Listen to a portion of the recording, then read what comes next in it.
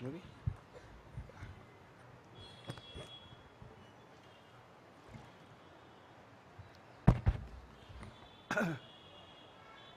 Good evening, and thank you for being here. I am delighted, as always, to be back at this festival in Kolkata, and in this case, doubly pleased or delighted because I'm going to speak on my new book, which is called Speaking with Nature, The Origins of Indian Environmentalism. And it's kind of the culmination of a journey that began in this city more than 4 decades ago. So I grew up in Dehradun. I studied in Delhi. I would go for my summer holidays to South India, where my ancestors came from. And I had never been to Kolkata till I was in my early 20s. And I came here because the city gave me a second chance in life and an opportunity for me to redeem myself after 2 rather indifferent degrees in economics in Delhi. And the last year of my studies in Delhi, I discovered, of my lack of studies in Delhi, shall we say, while I was registered for an MA in economics, completely by accident, I discovered the works of very relevant, a British anthropologist who worked among Indian Adivasi communities. And I thought, if I got interested in sociology and history, except that my grades were so ordinary that my own university, Delhi, would not give me admission. So, completely through a freak of accident, the IIM in Kolkata, the Indian Institute of Management in Kolkata, had a small, little-known department of sociology in which they risked giving me admission. So I came here 40-odd years ago, and my doctoral dissertation, for which the research was done in Uttarakhand, but where the conceptualization and writing was done in your wonderful city, was a book on the Chipko movement, the environmental protest movement led by peasants against commercial forestry and deforestation. A movement that marks a major milestone, not just in Indian, but in global environmentalism. So what Chipko did, through its actions, through its ideas, through its philosophy, was to tell the world that poor people could be concerned with environmental sustainability too. Till that time, there was a conventional wisdom that countries like India were too poor to be green. You had to be rich and prosperous and developed and have all your material needs met to start worrying about pretty trees and endangered species like tigers and elephants. And Chipko transformed that understanding. It showed that countries like India had to be even more concerned than wealthier countries in Europe and North America, for the reason that we had higher population densities, we had more fragile ecologies, we had a history of colonial exploitation, and we had no colonies of our own from which to extract resources. So my doctoral dissertation, written, as I said, 4 decades ago, as part of a doctoral program at the IIM, was on Chipko. And then, as often happens in one's life, you move on to other things. From an environmental scholar, I started writing on cricket. Then I got interested in the history of Indian democracy, and I spent a decade on that theme. Then Gandhi entered my life, and a further decade and a half went on working on Gandhi. And during the pandemic, like many of us, I was bored at home, and I started looking at what I had in my cupboards and almaras and of handwritten notes taken over the years, and of course what I had soft copies in my computer. And I realized that when I was in the 80s and 90s, when I was writing on environmental protest movements from below, movements like Chipko and Narmada and Kerala fishermen's struggle, in the south, and movements against mining, the destruction caused by mining in places like Orissa and Chhattisgarh, I had also begun taking notes on environmental pioneers who'd been writing from the late 19th century. some Indian, and I'll talk a little bit about them later on. And I had been working in the 80s and 90s on what I thought may be a complement to my book on Chipko, which would be the prehistory of environmentalism. So if Indian environmentalism begins with Chipko in 1973, from the late 19th century, there were thinkers, precocious, original, far-sighted thinkers, who had recognized that for the reasons I've already outlined, higher population densities, more fragile ecologies, lack of access to the resources of other countries, India had to develop its own sustainable, decentralized path to economic growth. Very different from the path we actually finally adopted. So in the pandemic, I realized that actually I had the elements of a book on what I call the prehistory of Indian environmentalism. And in the book that I've just published, Speaking with Nature, I profile 10 thinkers who, in different ways, spoke insightfully and often presciently about human relations with nature. So it's an intellectual history. It's a history of ideas. And it begins in the late 19th century, and it kind of ends in the 1970s. So it's a history of environmentalism before Chipko. It's also a history of environmentalism before climate change, because the last decade and a half, with every flood, cyclone, drought, one becomes aware of the challenges posed to humanity by climate change. You know, what carbon emissions have done to the atmosphere with such predicted effects. So that's what this book is about. It's environmentalism before climate change, in fact, environmentalism even before Chipko, through the work of 10 thinkers. And I hope some of you will buy the book, which is on sale later. But in my talk, for reasons of time, I will just focus on 4 of them. The first is a person known for many things, but hasn't been adequately recognized as an environmentalist per se. And this is the great poet Rabindranath Tagore, who, of course, is recognized as someone who transformed the Bengali language, who gave 2 countries their national anthems, who inspired Gandhi, Nehru, Bose, and others, quite extraordinary figures, who established a pioneering international university, who became original and innovative and much admired artist in the 70s, and so on and so forth. So Tagore is known for many things. There's a book on Tagore in English, one of the better biographies of Tagore in English. I can't speak for the writings in Bangla because I don't speak that language or read that language. But one of the better books on Tagore in English is by Andrew Robinson and Krishna Datta. And it's called Rabindranath Tagore, the Myriad-Minded Man, to show the diversity of his interests, his obsessions, and his achievements. And the first chapter of my book, Speaking with Nature, is called Rabindranath Tagore, the Myriad-Minded Environmentalist. Because, as I argue, there were at least 4 dimensions to Tagore's environmentalism. The first is very well known to Bengali readers, particularly, or moderately well known to Bengali readers, the aesthetic dimension to his environmentalism.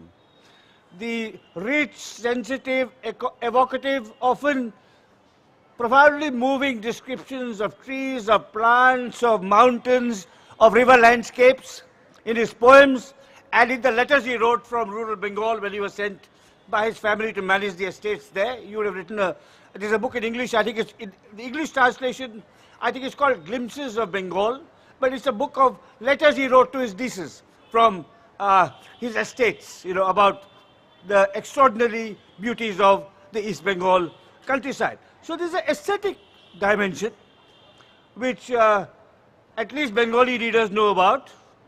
But there are several other dimensions which may be less recognized. There's the educational dimension. You know, in 2024, there's a great deal of talk about environmental education.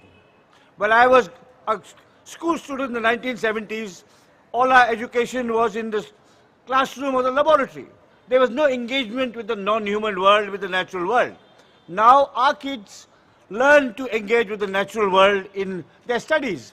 But Tagore, 100 years ago, was a pioneer of environmental education in how he conceived of pedagogy, both in his school, Patha Bhavan, and of course in the university. Not just classes in the open, but also excursions into the field. Also, if you look at how he conceived the campus, you know, how Tagore himself designed what kind of trees and plants and so on would be nurtured there at different times of the year.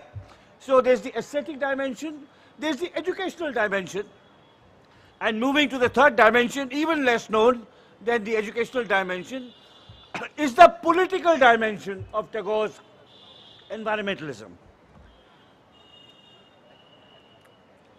Now, Western colonialism is well recognized today as a system of political domination.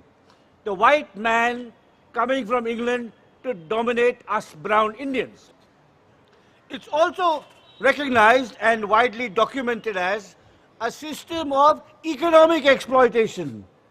British mercantile and capitalist firms exploiting raw materials from India, destroying Indian industries, particularly craft industries, including in Bengal, and sending finished goods back to make profits at the expense of the Indian consumer. So we know about colonialism as a system of political exploitation and economic exploitation, but Tagore was one of the first to demonstrate that colonialism was also a system of ecological exploitation, the devastation of the natural resource base and the environments of India and other colonies to feed the avaricious needs of the British economic machine. So, just one brief quote from Tagore's book Nationalism, where he says,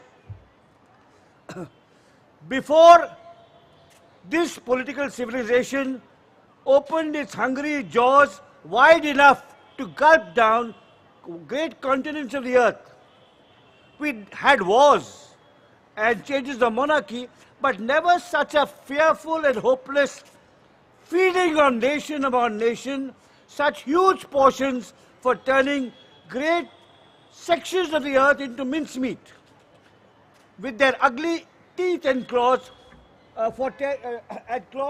ready for tearing into each other's vitals. So that's the third dimension. There's also a fourth dimension of Tagore's environmentalism, which if I have time I'll end my talk with, which is prophetic. He's writing in the 1920s of what the world will look like if the present pattern of energy-intensive, resource-intensive, capital-intensive industrialization continues this path. So that's Tagore. That's the first of four of my exemplars I'm going to briefly talk about.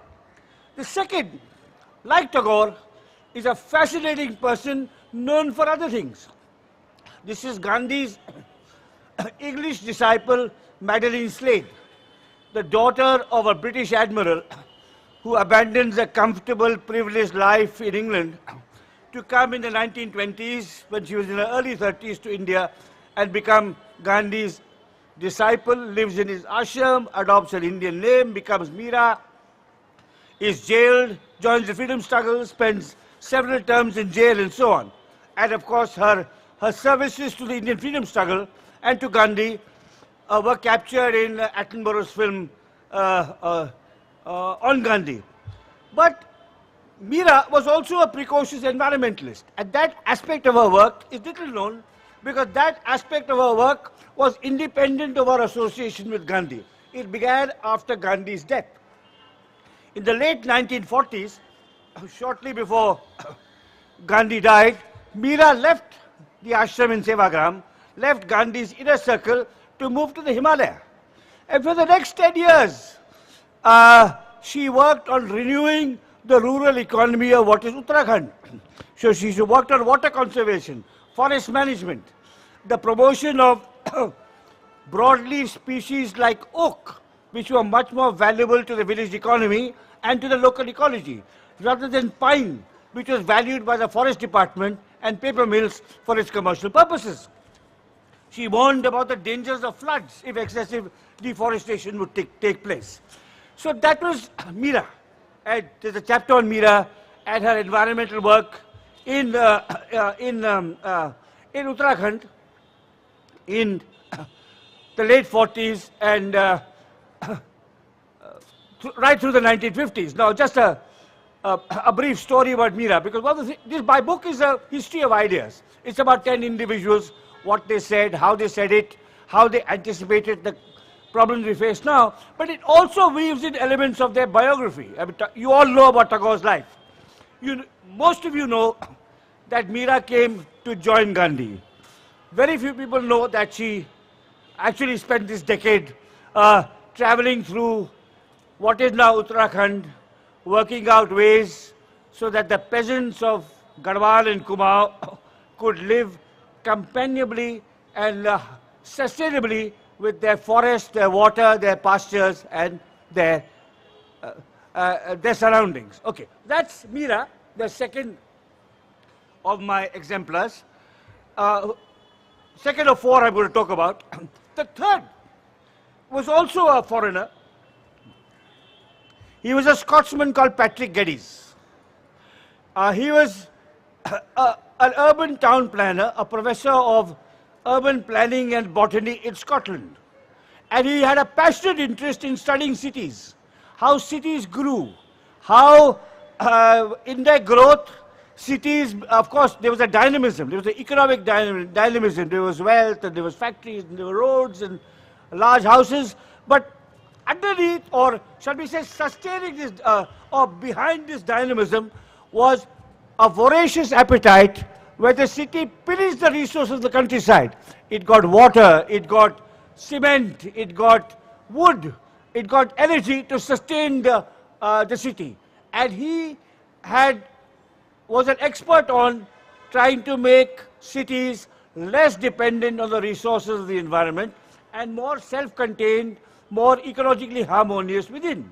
He was also not a Marxist, but a socialist, with a deep interest in providing safe and sustainable housing for the poor, transport, energy for everyone, not just for the rich. So he was an opponent of the motor car, which was really only for wealthy people to move around.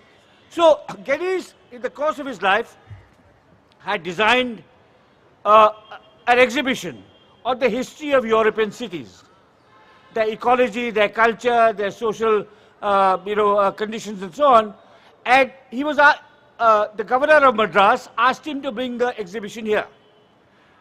So in 1914, Geddes came to India to show his exhibition on the rise and growth and decline of cities, as a kind of warning to what India could learn from the experience of European cities.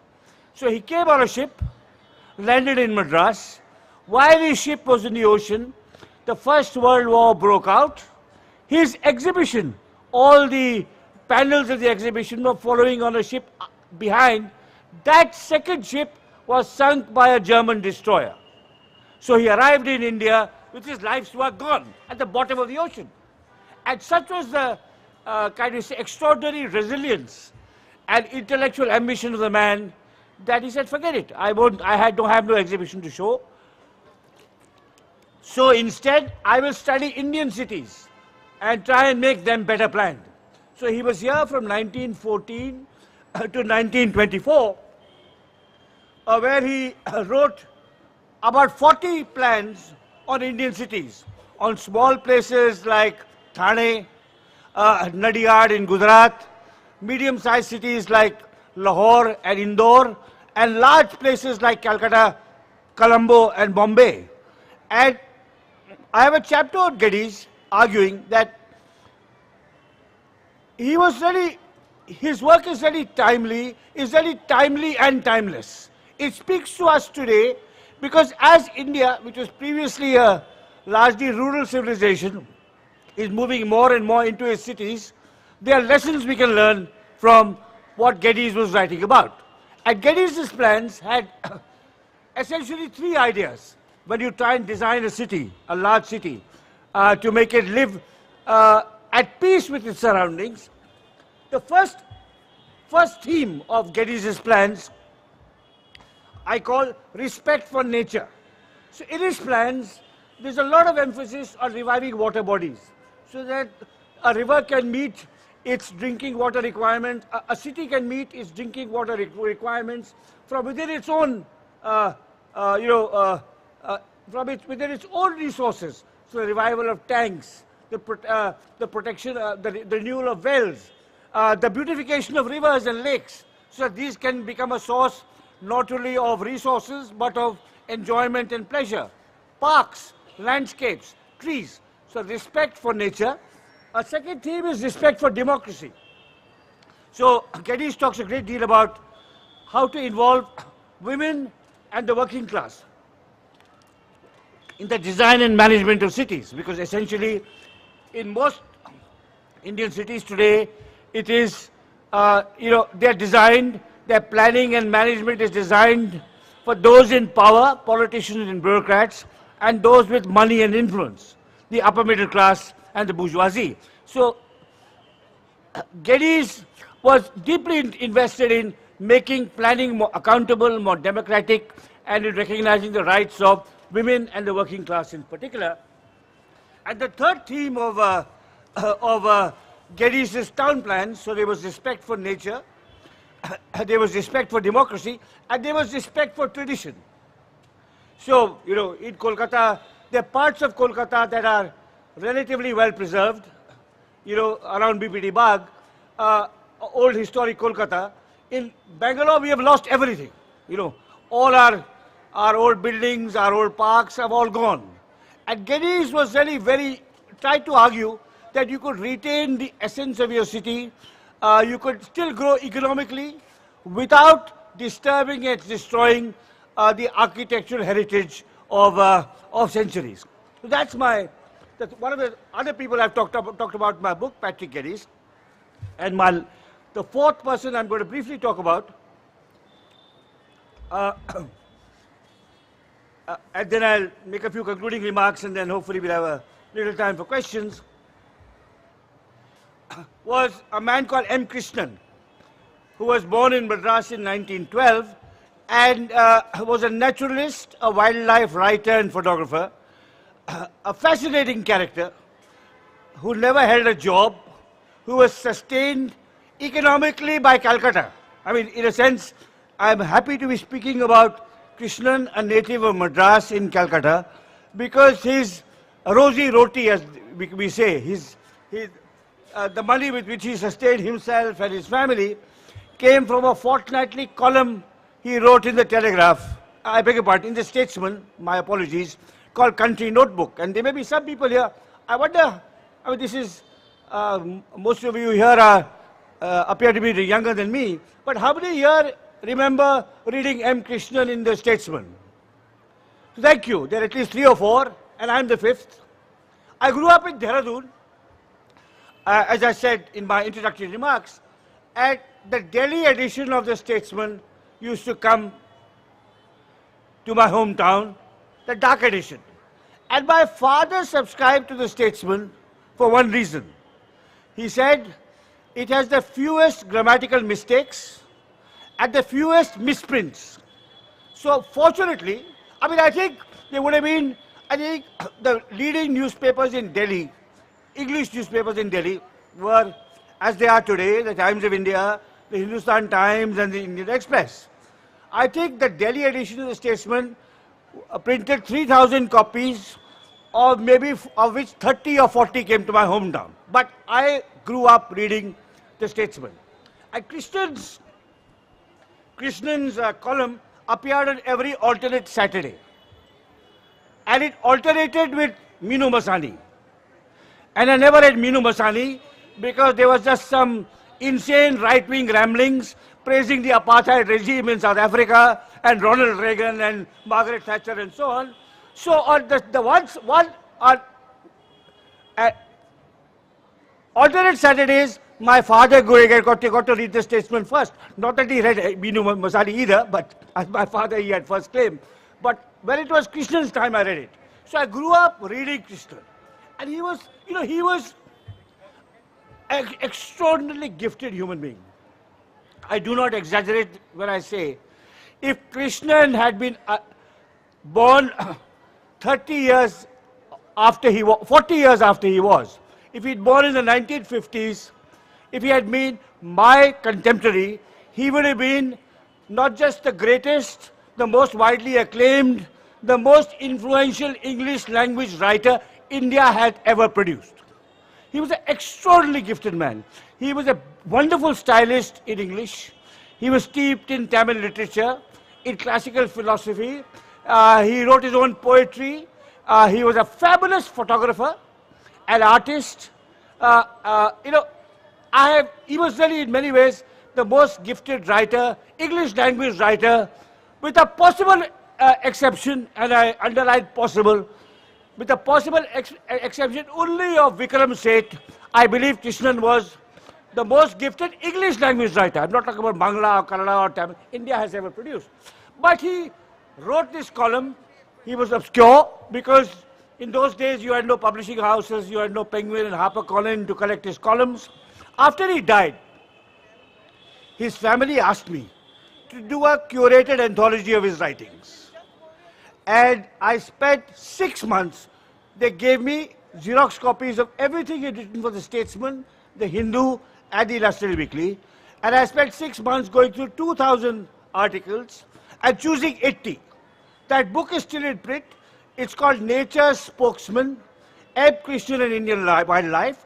80 articles of his chosen by me.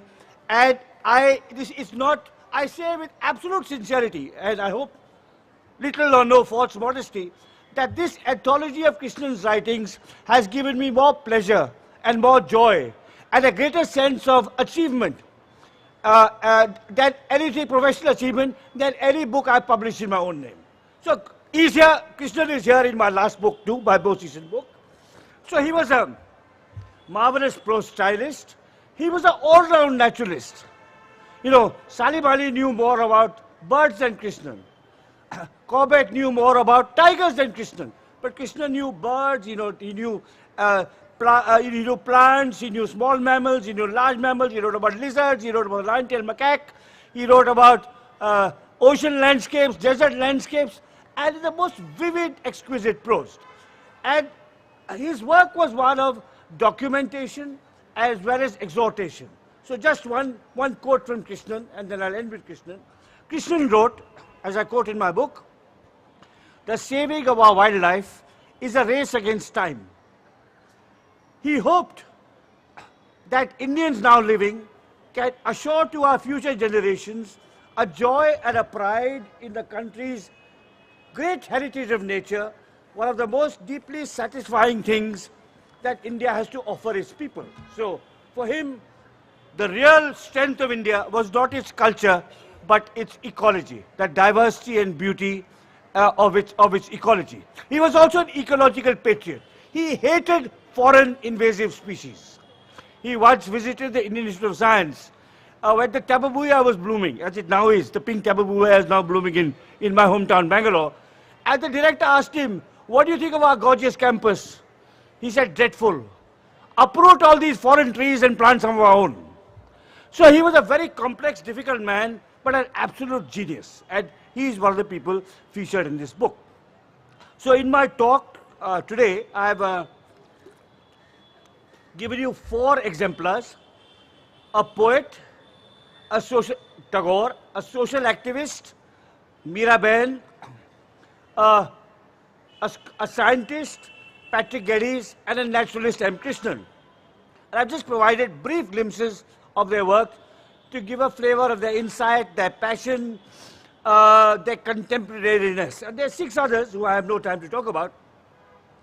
But I'll just end with, as I said, with some concluding remarks. First of all, I'd say that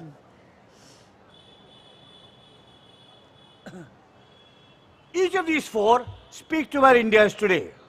So we can learn from Tagore about how to forge education, environmental education in schools and colleges. With Meera about how to rebuild our village economy in harmony with water and forest particularly. From Krishnan on how to conserve our unparalleled resources of biodiversity. And most importantly, perhaps from Patrick Geddes on how to make Indian cities habitable. Now,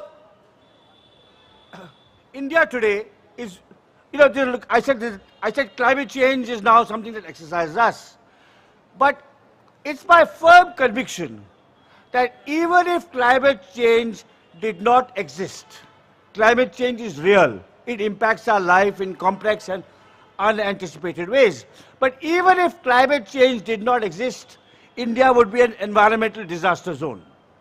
16 of the 20 most polluted cities in the world in terms of air pollution are in northern and western India. And air pollution has got nothing to do with climate change. Our rivers are biologically dead. Historically, our cities were sited on rivers, like Kolkata on the Hooghly, Patna on the Ganga, Delhi on the, on the Jamuna, and so on, Banaras on the Ganga. These are biologically dead. Our rivers are biologically dead. Our groundwater aquifers are depleted. Through the reckless exploitation of groundwater, farmers are finding that their wells are running dry. And even in a place like Punjab, there is no water to irrigate the fields. Our soils are toxic, and through the overuse of fertilizers and pesticides. So all these problems, air and water pollution, depletion of groundwater aquifers, chemical contamination of the soil, adverse the livelihoods of hundreds of millions of Indians today. Our health, our access to resources, our amenities are all diminished by the manifold forms of environmental degradation. And no Indian government has paid adequate attention to this. India is an environmental disaster zone because both UPA and NDA regimes as well as state governments have followed a reckless and extremely destructive path of economic growth, so-called economic growth, the way we organize our industries, give mining licenses, degrade our rivers, and so on and so forth. These are all leading to enormous costs in the present, which will really imperil our future, not just our future as an economy, but also as a society and as a civilization. One of the greatest threats to India today is the devastation of the natural environment. It is as great a threat as the persecution of minorities, as the destruction of institutions, as the building of personality cults, as the corruption of our party system, and so on and so forth. And it's inadequately, indeed, often not recognized at all. And my book, I hope, will bring some of these back into the conversation. Now, I'll end with, as I promised, with Tagore. So, as I said, Tagore was, though he may not be so easily recognized as one, a myriad-minded environmentalist. So there was an aesthetic aspect to his environmentalism, an educational aspect, a political aspect, and finally a prophetic aspect. And I'm going to end with a fairly long quote from Tagore from really 100 years ago, 1922. It's an address he gave in Sriniketan when he was founding the Institute for Rural Reconstruction there. And in his remarks, Tagore warmed to one of his pet themes, the exploitative characteristics of urban industrial civilization. I quote, this is 1922, I quote, "Civilization today caters for a whole population of gluttons, and intemperance, civilization today caters for a whole population of gluttons.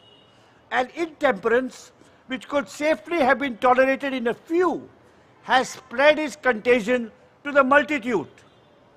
The city," Tagore continues, "the city represents, the city, including the city we are currently meeting in, the city represents energy and materials concentrated for the satisfaction of an exaggerated appetite, and this exaggerated appetite is considered to be a symptom of civilization, end quote. So having talked about this, Tagore outlines a parable of environmental destruction. So in 1922 he says, there's a new race being, of human beings being born, and they go and colonize the moon. Now, this is 1922, you know. That's like, what is it, 40 years before Elon Musk was born. And now Elon Musk and others want to colonize the moon and Mars and Venus and so on. So he's writing in 1922, he says, imagine a new race being born. And they colonize the moon.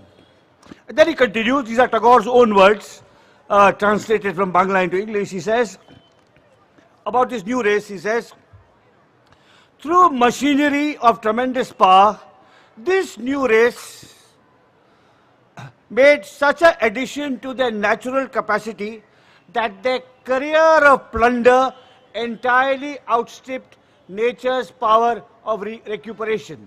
Their career of plunder entirely outstripped nature's power of recuperation. And then Tagore continues, their profit makers dug big holes in the stored capital of the planet.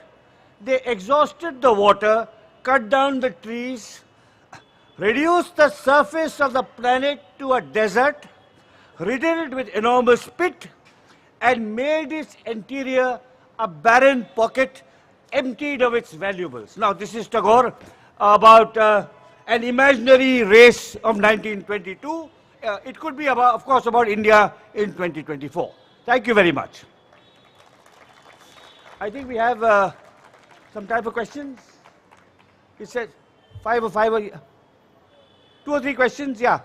And then some of the back of that. Yeah, go ahead. Yeah. Thank you, sir, for enlightenment. Just I wish to ask that in spite of having these luminaries 100 years back, why India took so late as 1985 to form a Ministry of Environment and Forest? And one small question, why your list doesn't include Jim Corbett? So I've already explained. Jim Corbett, the second question, yeah, maybe at the back. Just take it to the back there. Yeah. So Jim Corbett, you see, I had to choose between Krishnan, Corbett and Salim Ali. And Krishnan was actually the most diverse and the most interesting. That does not mean I don't admire Corbett's work or Salim Ali's work. Now, it's always the case that prophetic visionary thinkers, their ideas are ignored, and it takes decades for them to be recognized. And in the case of environmentalists, they're always fighting an uphill battle against the conventional wisdom with which I began my talk, that India is too poor to be green. It's a rich man's fad. Environmentalists are keeping our development back. Actually, that's not what they're doing. They're telling you how to make your development more equitable, more sustainable, more consistent with the country's needs. But, hopefully, I hope my book, which I've just given you glimpses, can generate a new debate on how to really incorporate environmental sustainability with how we conceive our future as a nation and a civilization. Yeah, question at the back? At the back, yeah, when you stand up, like as you. Yeah, thanks a lot for your lecture. This was very enlightening. I wanted to ask, how much do you, so I was wondering about all the environmental issues we have at the micro, which is, city planning up to the macro level, and how much of this is related with, class and caste and those divisions, because at the city level, even small things like, cars becoming bigger looks as it's a marker of like improved class. That's a very good question. And so I was wondering if that's very related, and if that is, what sort of hope do we have in addressing it? No, it's a very good question. I cannot give you a complete and full answer, but let me put it this way. You see, I am a historian. I'm not an activist, I'm not a politician, I don't get into business of prescription, but it's like this. So I talked about Chipko in the 1970s, and I took you back to the late 19th century. But from Chipko to today, you had 50 years, and this is linked to the earlier person's question, of debate and argument. So you've had scientific research, you've had journalists, you have institutions, you have government departments. And you're right, I mean, there is a deep connection between inequality and environmental degradation. The poor destroy the environment out of greed and vanity. sorry, the rich destroy, I beg your pardon, let me correct myself. The rich destroy the environment out of greed and vanity. But the poor sometimes simply in order to survive will also have to destroy the environment. So you need a more equitable, a more decentralized, more equitable economy and a more decentralized political order to promote a balance between economic growth and environmental sustainability. You know, if you have real decentralization, for example, I'll give you one concrete example. Mining. Now, today, mining is controlled by the central government. So, Mr. Narendra Modi today, or Dr. Manmohan Singh yesterday, their party could give, in Delhi, could give licenses to mine in Bengal or Orissa, and the local village communities had no say at all. But if it's decentralized, if iron ore is found in a village in Bankura, and the law says that the local community must not only, you must not only get their permission, they must have a stake in its management. And a stake means not just a financial stake, but an administrative and decision-making stake. You'll find that the mine will be managed much more wisely, so that the local water resources and the local fields won't be affected. So it's a long, complex haul to move towards a more responsible pattern of development. And I, as a scholar, can't tell you, except to say that what we're doing now is going to lead to the kind of collective suicide that Tagore warned us about. Yeah, I think, yeah, there. Just. But yeah, after, yeah, go ahead. Okay, thank you very much for your wisdom. I have one very simple question, sir. Sir, we know everything, that we are going from bad to worse and worse to worse.